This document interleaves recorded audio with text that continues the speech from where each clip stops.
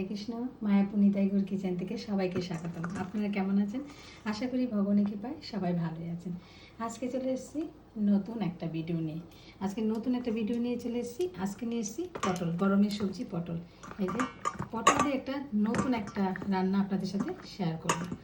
এই দেখুন, এখানে পটল নিয়েছি। পটলটা আমি এই যে হালকা হালকা ছাড়িয়ে এই যে ভিতরে দানাগুলো ফেলে দিয়েছি, পুরো ফাঁকা করে পরিষ্কার করে নিয়েছি। আর এগুলি প্রথম আমি পটলগুলি একটু হালকা করে নুন হলুদ দিয়ে ভেজে নেব। আর এখানে আমি আলুটাকে একটু মতো একটু কড়াতে এই যে কাঁচা লঙ্কা কুচি আর একটু লবণ দিয়ে একটু নেড়ে নিয়েছি আলুটা। এই পটলের ভিতরে এই আলুটা আমি ভরবো। তার জন্য প্রথম আমি এখন একটু এই পটলটাকে একটু হালকা তেলে ভেজে নেব। লবণ দিয়ে দিচ্ছি, একটু হলুদ গুঁড়ো হাত দিয়ে ভালোভাবে একটু মেখে নিচ্ছি। নুন হলুদ আমি অল্প তেলে দিলাম, দিয়ে দিচ্ছি পটলগুলো একটু নেড়েতে ভেজে নিচ্ছি। হালকা করে পটলটা ভেজে নিয়েছি। এখন আমি পটলটাকে আমি ভেজে নিয়েছি। এই যে এখন আমি এখানে যে এই যে আলুটাকে একটু পুর করে নিয়েছিলাম, এই আলুটা এই পটলের মধ্যে ভরে দিচ্ছি। একটু বেশি করে আলুর পুরটা দিলে খুব ভালো লাগে। এরকমভাবে আমি ভরে নিয়েছি। একটু সাইডে দিয়ে দিচ্ছি। আমি আরেকটা দেখিয়ে দিচ্ছি।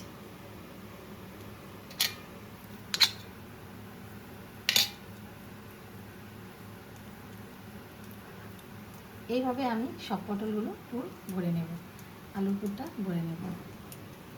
এই যে দেখুন, এরকম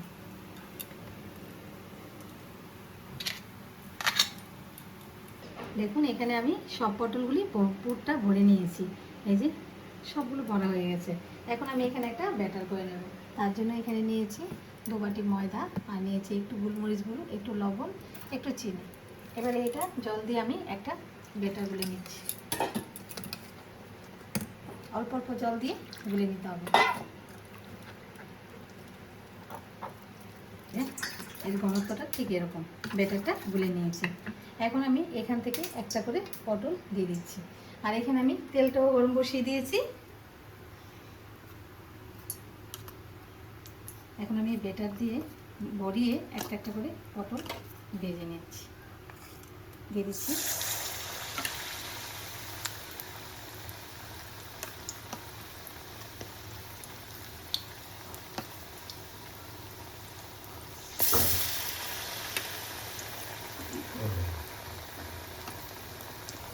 আমি 4টে করে ভেজে নিচ্ছি,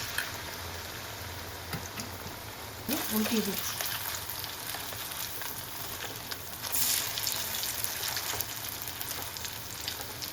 এটা দেখুন, এই যে পটলগুলি আমি সুন্দর করে লাল লাল করে ভেজে নিয়েছি। এখন আমি কড়াতে একটা কড়াই বসিয়ে দিলাম, তেল দিয়ে দিচ্ছি। এখন আমি এটা গ্রেভিটা রেডি করে নেব। দিয়ে দিচ্ছি গোটা দারচিনি, আর দিয়ে দিচ্ছি তেজপাতা। ভালোভাবে একটু দারচিনিটা তেজপাতাটা একটু ভেজে নিচ্ছি। আদাটাকেও ভালোভাবে একটু ভেজে নিচ্ছি।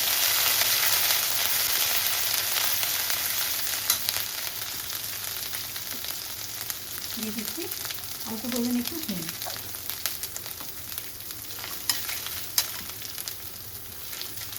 একটু ভাজা হয়েছে, দিয়ে দিচ্ছি এখানে কাঁচা লঙ্কা। দিয়ে দিচ্ছি এখানে 2-3 টমেটো বানিয়ে রেখেছি, দিয়ে দিচ্ছি। দিয়ে দিচ্ছি স্বাদ মতো লবণ, হলুদ গুঁড়ো, ধনে গুঁড়ো, 1 চামচ জিরে গুঁড়ো, এখানে কাশ্মীর লঙ্কা, আর এখানে দিয়ে দিচ্ছি স্বাদ মতো চিনি। এবার মশলাটাকে ভালোভাবে আমি কষিয়ে নেব। 1/2 চামচ সাম্বার মশলা। এই সাম্বার মশলা দেওয়ার তো না, এই সবজিটা খুব ভালো লাগবে এই গ্রেভিটার মধ্যে। এখন আমি সুন্দরভাবে মশলাটাকে কষিয়ে নেব, একদম যতক্ষণ পর্যন্ত তেল না ছেড়ে দেবে ততক্ষণ কষিয়ে নেব। আর এই মশলাটা যত সুন্দর কষানো হবে ততই রান্নাটা খুব টেস্ট হবে। দেখুন, এই যে চতুর্দিকে তেল ছেড়ে দিয়েছে, তার মানে মশলাটা খুব সুন্দর ভাজা হয়ে যাচ্ছে।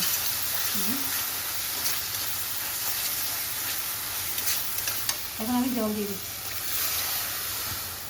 যেহেতু একটু মাখা মাখা হবে, তার জন্য আমি অল্প পরিমাণে জলটা দিলাম। দেখুন এই যে গ্রেভিটা একদম ফুটে গেছে।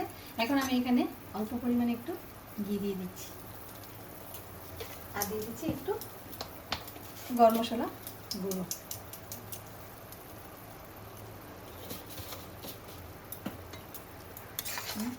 গ্রেভিটা রেডি হয়ে গেলে এখন আমি নামিয়ে দিচ্ছি। গ্রেভিটার মধ্যে আমি পটলগুলি দেবো না, এই পটলের মধ্যে গ্রেভিটা ঢেলে দিচ্ছি।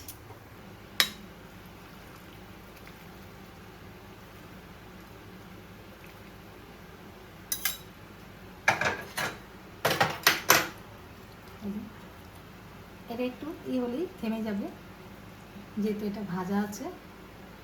উপর থেকে ধনেপাতা দিচ্ছি।